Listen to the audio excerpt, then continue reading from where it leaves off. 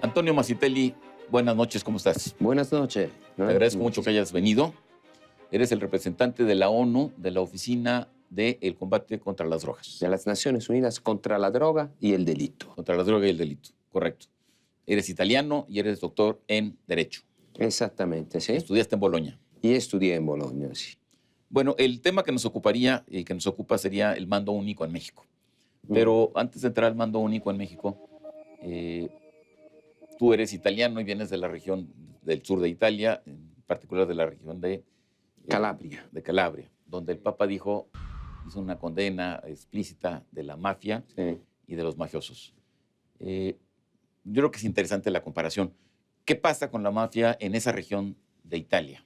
Mira, la mafia es un fenómeno muy complejo que tiene orígenes históricas y la realidad es que la mafia a Italia y en particular la 'ndrangheta es la mafia de Calabria, controla el territorio, se ha infiltrado adentro de las instituciones, de las municipalidades, ha aprovechado de los vacíos que se han generado.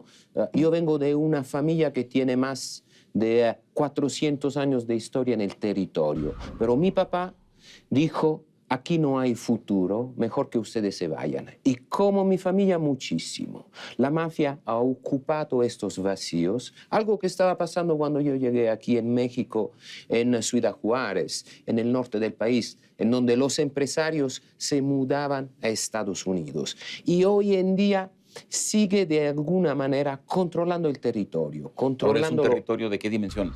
Bueno, la ciudad, a Italia las ciudades son mucho más pequeñas comparadas a México.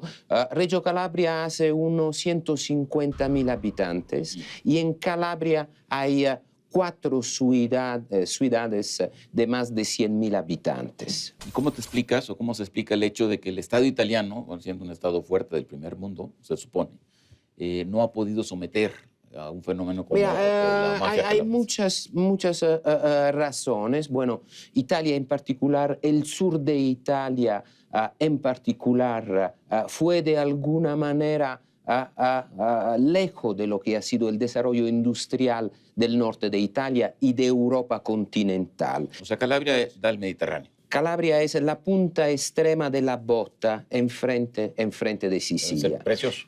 Muy lindo, sí. Tenemos montañas que llegan casi a 2.000 metros y que bajan directamente al mar. Ya no le sigas, me está dando ganas de ir a ver. Muy lindo, de verdad, muy lindo, muy salvaje y muy lejos, pero también del resto de la Europa. Y en ese sentido, claramente, se han desarrollado fenómenos de abandono del territorio en donde la mafia ha intervenido. Primero, como intermediario entre los dueños de la tierra y los campesinos, pero con el desarrollo económico como dueños de los mercados lícitos e ilícitos. Pero vayamos a los mercados ilícitos entonces.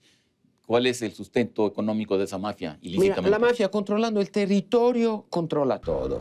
Mi papá era empresario, constructor. Bueno, si él quería construir un edificio, tenía que comprar el cemento en una empresa, tenía que utilizar los camiones de otra empresa, tenía que pagar la seguridad a otra empresa y tenía que ofrecer trabajo a quien decía el jefe de la mafia que trabajaba allá. Hay un circuito que se crea entre economía, además, y política. Y los mafiosos controlando el territorio, controlando los mercados lícitos, controlaban también la representación política. Entonces, a final de cuentas, eran, y en muchos casos siguen siendo, los dueños del territorio. Algo parecido a lo que está pasando en algunas municipalidades aquí en México. Ahora, este control del territorio así planteado y esta penetración de la política, supongo que también tiene penetración, por definición, en lo que sería la estructura policíaca de todas estas regiones. No necesariamente. No necesariamente. No necesariamente. También porque, mira qué interesante, este tipo de control y este tipo de infiltración no genera violencia. Cuando generan violencia, es una violencia de muy bajo perfil. El buen mafioso, el buen criminal usa la violencia solamente cuando la necesita. Y cuando la necesita de manera muy suave. Pero entonces te vuelvo a preguntar, ¿cuál es el negocio ilícito de esta mafia? ¿Es el tráfico de drogas, el tráfico de personas? Todo, tráfico de droga, tráfico de armas, pero sobre todo el control de la economía legal, la grande distribución de los alimentos, el mercado de la construcción, los contratos públicos. Ellos controlan todo, fijan los precios,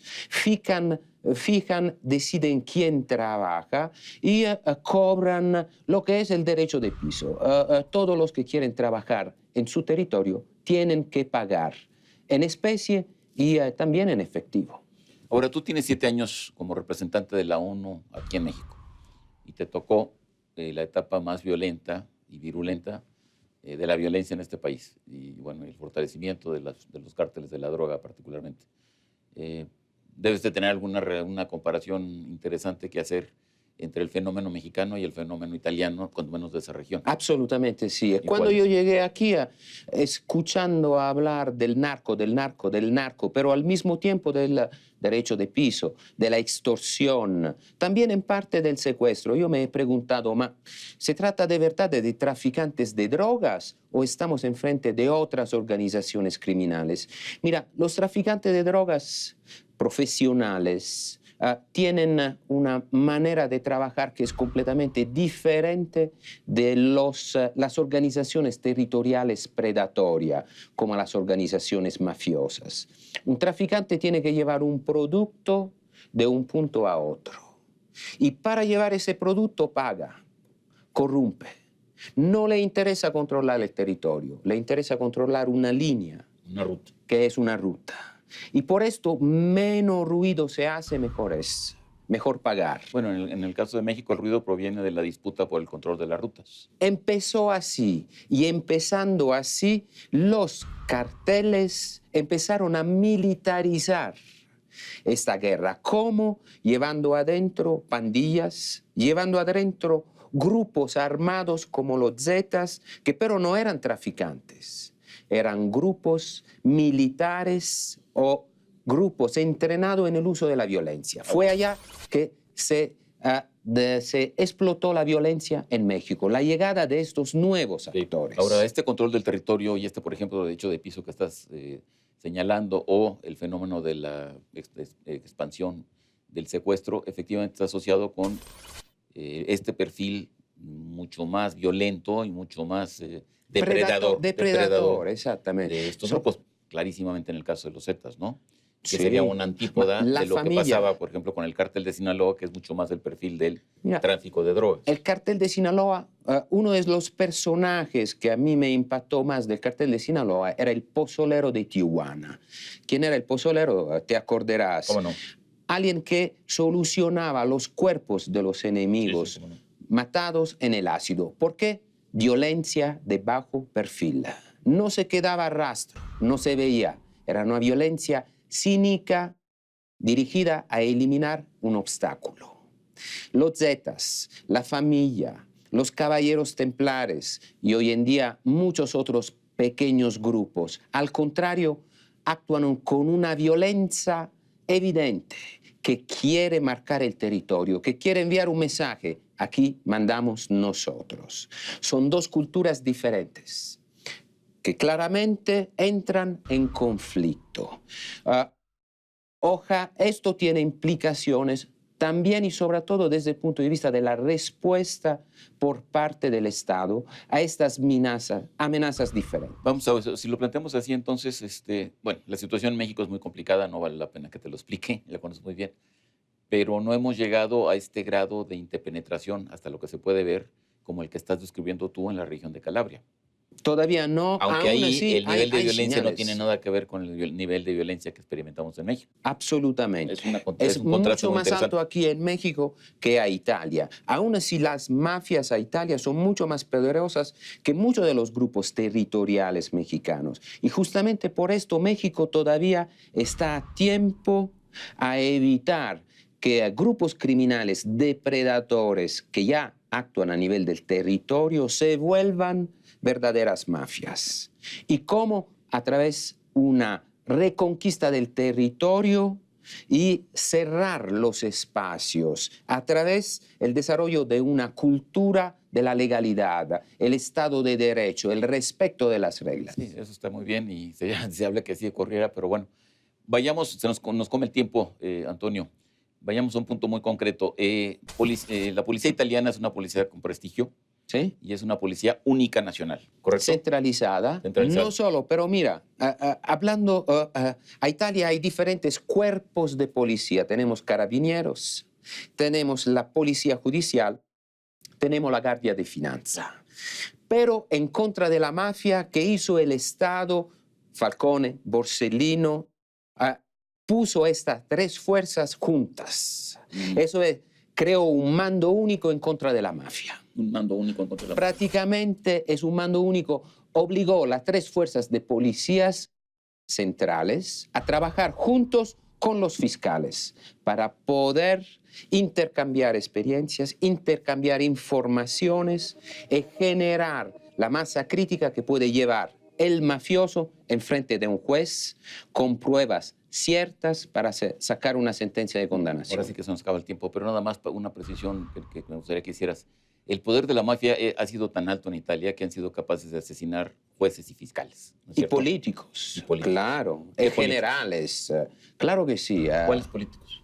La Torre, el padre de la legislación antimafia en Italia, fue asesinado por la mafia, La Torre. El alcalde de Palermo fue asesinado. El hermano del presidente italiano, Mattarella, político de la democracia cristiana, fue asesinado por la mafia. Una larga lista de políticos que se oponían a la mafia y que han sido asesinados. Nos queda menos de un minuto, Antonio. ¿Tú crees que existe la posibilidad en Italia, y luego tal vez lo abordemos para México un día contigo, de que se pueda controlar ese fenómeno? Claro que sí, si no, no estaría aquí. Mira, independientemente de... hay que hacerlo. En Italia. En Italia, en México, en todo lugar. No se puede abandonar la lucha contra el crimen organizado, contra quien utiliza la violencia. Eso es deber hacer, pero ¿se puede? No solo se puede, se debe. Hay una obligación personal. Mira, yo quiero futuro para mis hijos. ¿Y entonces por qué no ha podido el Estado italiano en tanto tiempo someter a la mafia? Porque no lo ha hecho de manera constante. Y esos son resultados que necesitan tiempo. Bueno, tiempo es lo que se nos acabó a nosotros también. Antonio, muchísimas gracias. Te agradezco De mucho. nada. Gracias. Buenas noches en Contexto. Hasta la próxima semana.